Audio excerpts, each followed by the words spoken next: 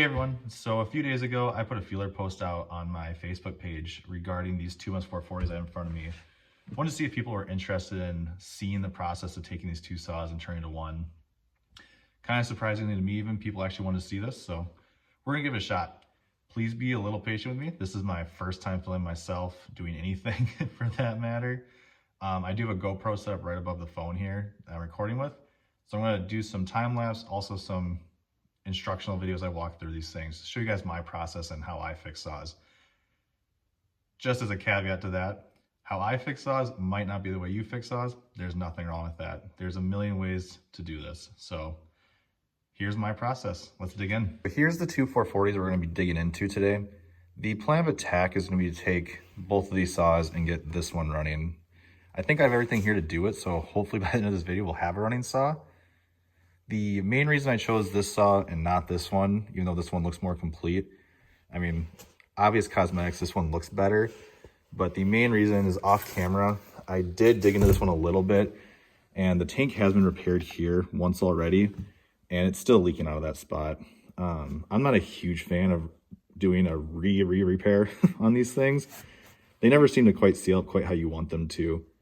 So the reason being that we're using this one is this one's tank is good from what I can tell. I'm going to pressure check it just to make sure, but I think that is going to be our best plan of attack. Who knows? I'm going to contact the owner and see if he wants to maybe get a new tank for this one too, because I did look at it and both pistons and cylinders look good. So we might have two running saws here, but for now we're going to get this one running. A little bit of history on this thing. So I did talk to the owner when he dropped it off. If I remember right, he said he dropped this one in some water.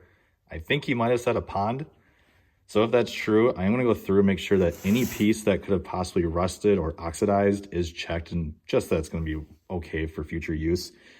Anything that might be rusted or oxidized, we can just take off of this one. Main points I'm going to be looking at, obviously piston and cylinder, clutch and oiler that's behind this. I see we're missing a tensioner. We need a chain catch. We need all of the carburetor parts and intake parts yet, the intake cover, clutch cover, and then obviously the recoil cover.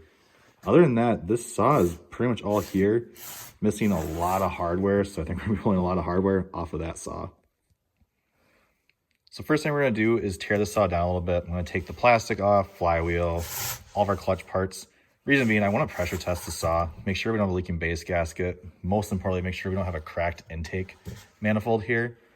Those are pretty common on this saw to see. We'll pull the flywheel and clutch just so we have access to the crank seals, and we'll check back in. We're at that point.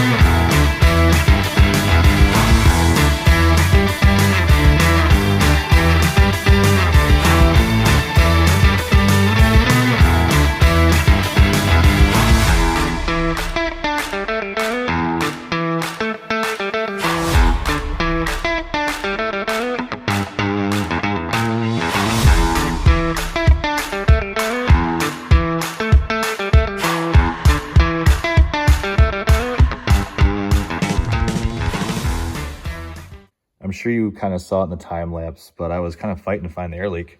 Turns out my own plug was leaking, so I fixed that.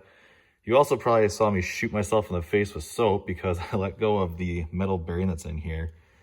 I always like to check that these things are sealing right. You also probably saw me pop it off one time, so I actually forgot about it. But with that being held, we are holding just about 9 PSI. We don't seem to be leaking at all. So I think we have a tight saw here. With the decomps, I always plug them. They seem to be a very common leak point. That's their whole job, is to leak air, so there's less compression when you're pulling the saw over. So I pull them and plug them. Turns out I need to check them a little better, I guess, because that was leaking when I did it. I just threw a junk spark plug in it just to test it. I'll be putting a new one in this when we're all said and done. I do have a carb sealer that I use, or an intake sealer, I should say, that I use for pressure testing.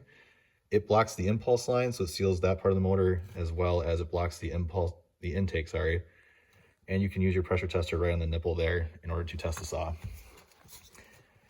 The metal bearing here, you probably saw me use some grease on this. When I first put this all together, that was leaking air right from the upper side of the metal race. Pretty common in these. Grease is a good way to seal it up. So surprisingly, the seal in here was actually holding pressure. Those leak often, so I was kind of surprised to see that. The other thing you might have saw, I think I held it to the camera, maybe enough for you to see, our clutch is rusty. But other than that, we're gonna keep going. I think we're gonna steal some parts from that saw now. Clutch for sure. The heat shield between the clutch and the oiler definitely will be pulling over. Then I'll probably dive right into rebuilding the carburetor for this one and clean it up a little bit. So we'll check back in after that.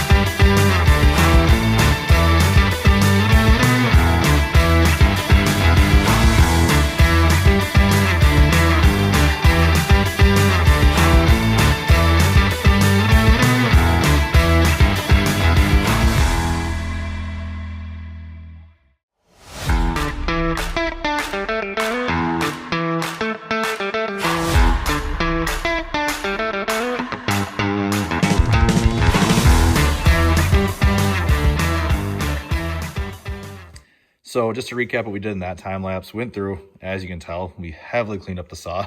Get it looking a little nicer at least. We swapped the handle over. We swapped the recoil over.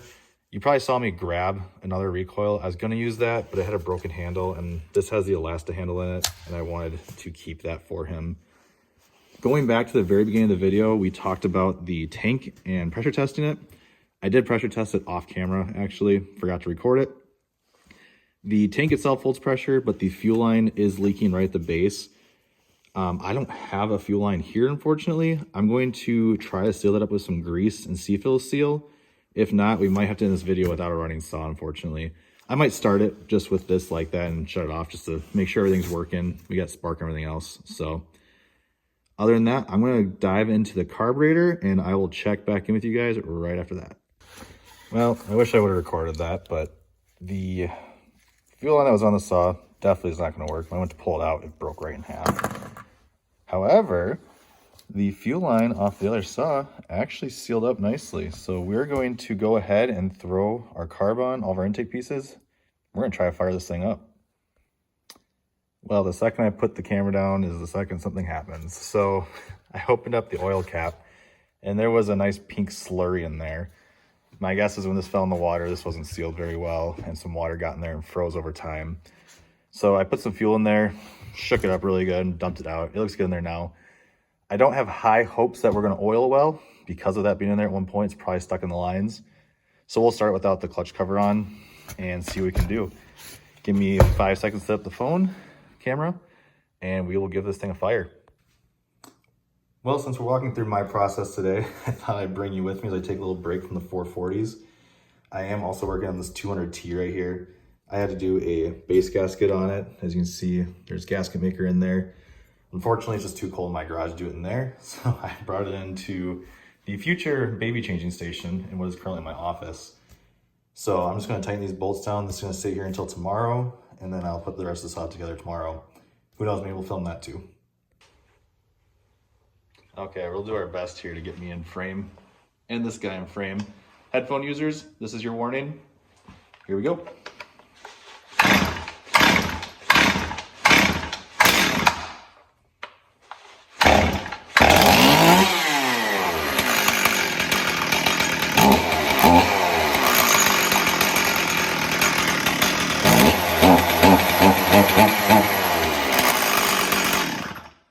Well, we definitely have some noises happening, so saw does run. Actually, believe it or not, it is oiling. That's where we're gonna end today's video. I will probably pick this up again another day when I get to go through this thing again and figure out what that noise is. It could just be the clutch itself, just rattling around in there a little bit. So that's gonna be all for today. Let me know what you thought about this video. I'm honestly curious if this is something people wanna see, don't wanna see, let me know. I'm back. I took a second, saw's back.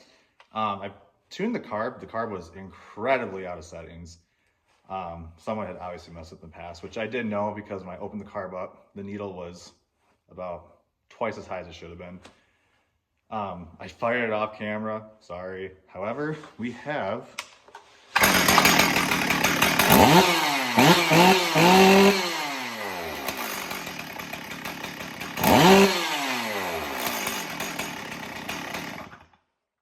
a running saw.